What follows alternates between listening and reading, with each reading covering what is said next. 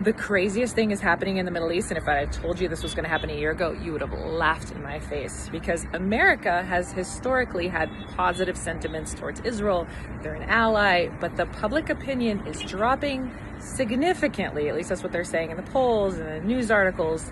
While this is happening in the Middle East, sentiments are going up towards Israel from people who you would have never thought this would happen. You may have heard of all the Iranians that are saying, thank you so much, America and Israel. You guys are amazing. You're helping, you're rescuing us.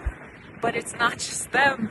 It's all over the Middle East. It's Al Jazeera, that literally doesn't even know how to say Israel and good in the same sentence, said the world is safer today than it was 16 days ago when the US and Israel went in and started bombing Iran. Do you understand what's happening? The people who understand what it means for Iran to be crumbling right now are thanking us. And the people who don't understand in the US, because it just doesn't, the region, they're not exposed to the dynamics, they don't understand the threat that Iran poses on them and how it influences their life. They're the ones out there saying all the key words that trigger people when they don't really understand a situation. The news just wants them to feel upset about it. Those people in America, those are the ones that are not happy about this war.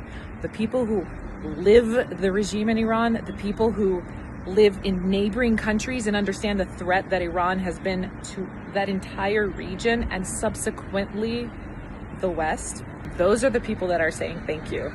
And it's not just the Iran dynamic that's changing. In Syria today, you have whole swaths of areas where they fly the Israeli flag because they say Israel was the only country that stood by the people in Syria, specifically the Druze.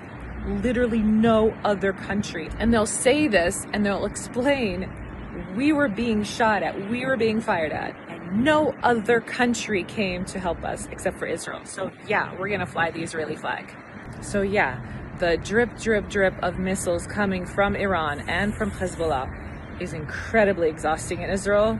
I think we've had 6 or 7 sirens since midnight, and if you imagine every time there's a siren you have to leave your apartment and go out to a bomb shelter, you can appreciate how exhausting that would make you. But the reality is Iran can't keep a successor alive for more like 24 or 48 hours, and they become the laughingstock of the Middle East.